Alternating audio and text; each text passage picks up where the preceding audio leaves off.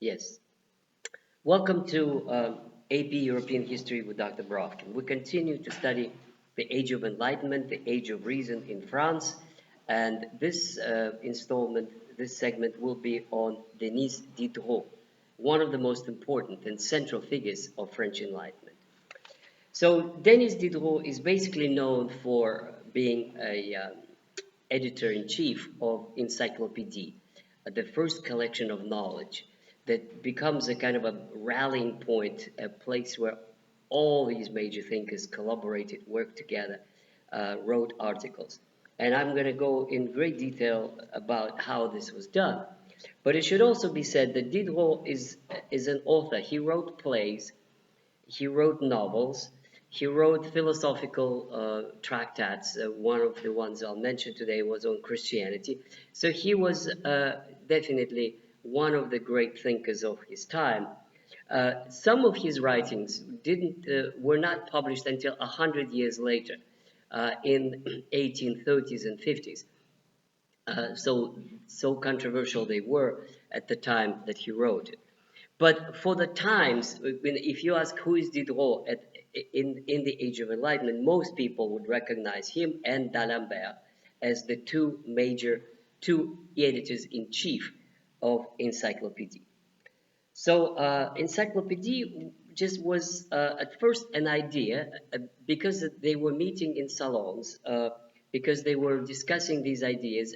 And by the word they, I mean not just the French ones, but also included the English and later the German ones.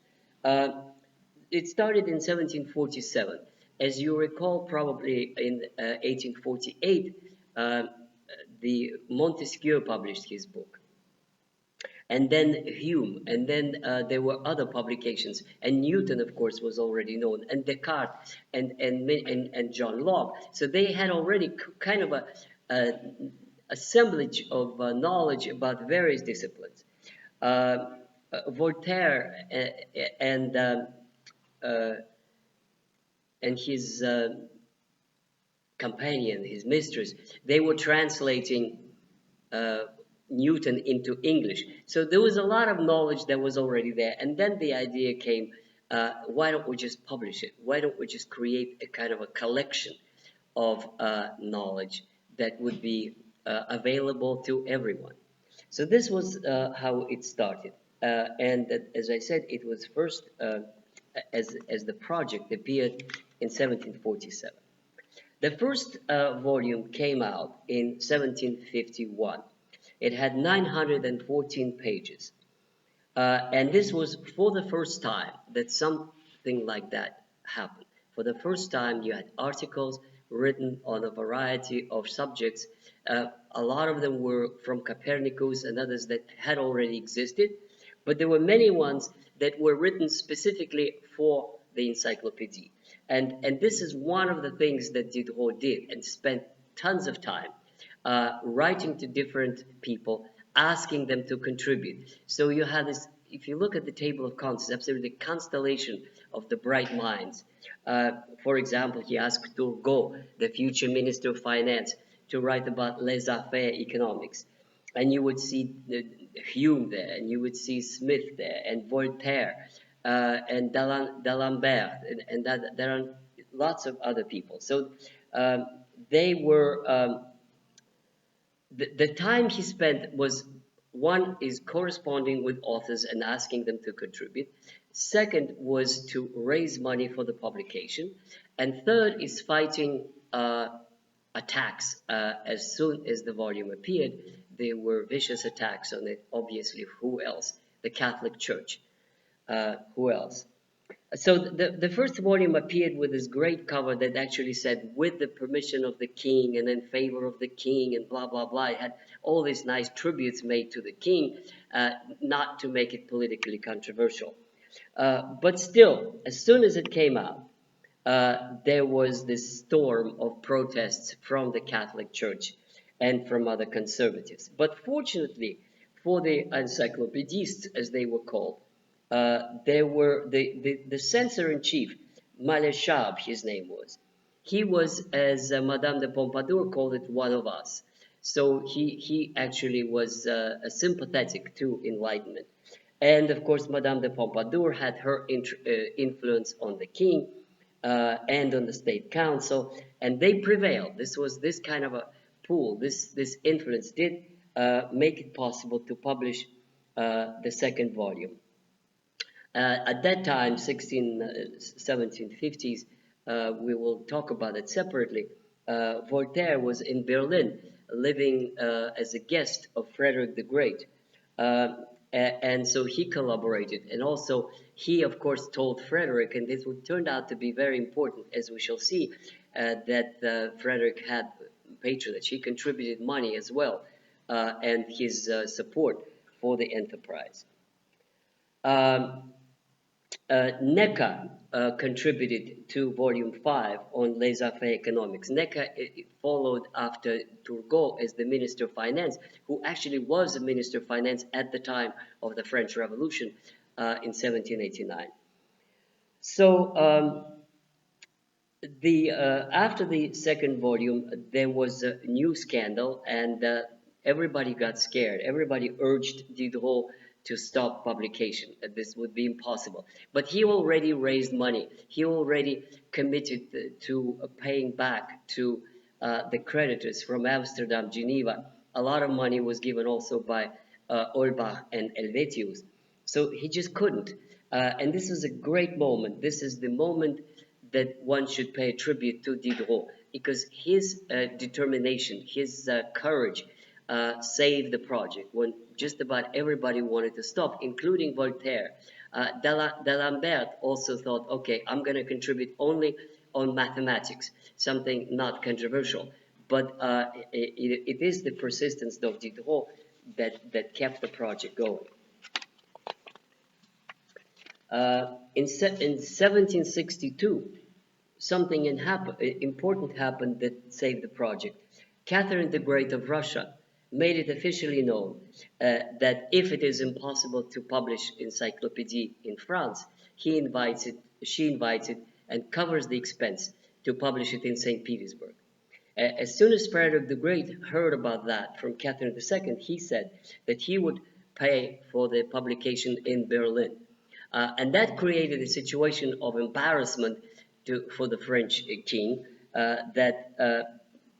basically a project that was French, and the first volume, with all the praises to the king, was shut down by the Catholic Church and other conservatives. So they did agree to allow the next volume, which came out in 1765. Then in the next few years, it kept coming out with great difficulties, and censorship kept on working. And it's something that almost brought Diderot to a collapse, was when he opened up a volume and started reading the published volume and discovered that there were whole passages that he left in as an editor, but that the publisher cut out. And then he had a huge scandal. He was furious. He was just almost had a heart attack. He's screaming at him, what did you do? Why did you ruin it? When he said, well, if I hadn't done it, we wouldn't have been able to publish it. And money is committed. Debts are being made. Also, the articles have been assembled. There was also incredibly dramatic moments when Diderot was expecting that there would be a raid of the police or censorship that come to his house to search and confiscate all the manuscripts. They were there, and they were hiding them. They were making all kinds of ways to save these manuscripts from being confiscated. Essentially, this was more of an achievement than they were themselves aware at the time. Why is that such an incredible breakthrough? Even though it's not a particular program of reform as we have seen in Helvetius or in Olbach. These are articles about science, about mathematics, about progress, about economics and stuff like that. The reason this is so important is because it pretty much affirmed something that all of the Enlightenment is talking about, which is age of reason. It basically put knowledge above God. It basically put human knowledge as the source of progress, not God. It pretty much affirmed the scientific method as the way to go. That is what you do. You collect evidence, you make experiments through your senses.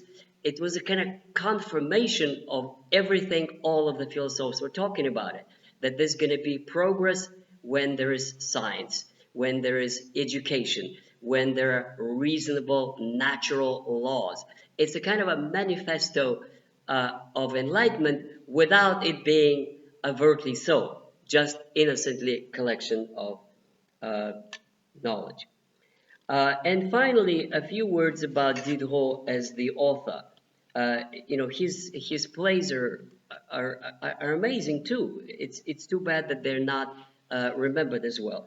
He, along with Rousseau, is a person known as one of those in favor of passion, because Olbach and Helvetius and others, they were all about reason, about intellect, about conclusions and deductions made in a rational, sort of calculated sequence of thought.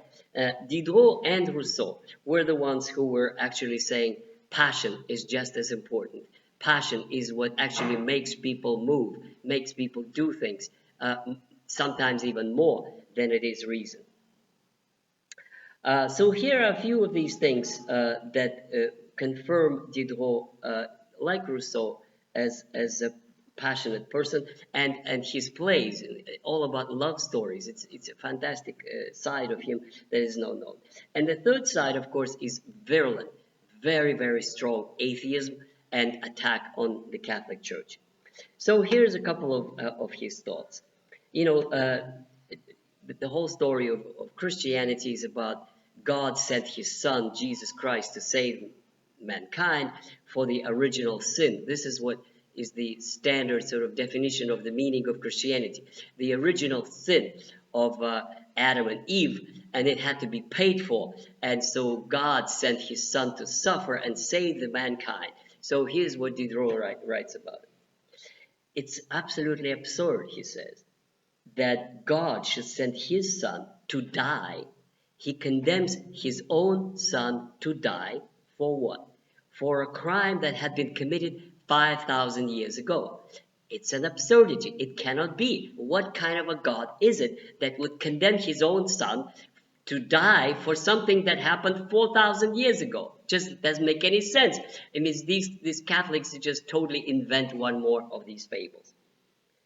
He also says, here's about Catholic Church. It spreads ignorance, intolerance, and persecution.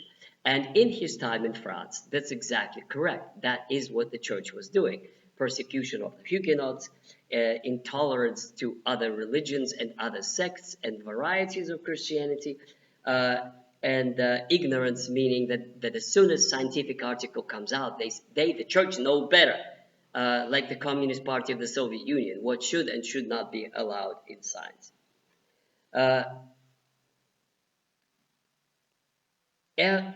Élargissez Dieu is the book that he wrote about God and his reflections on Christianity. And of course, what do you expect? It was immediately banned by who? Parlement de Paris, and by who? The Catholic Church. All their copies were seized and burned, and it was immediately translated to German and to Italian and became famous.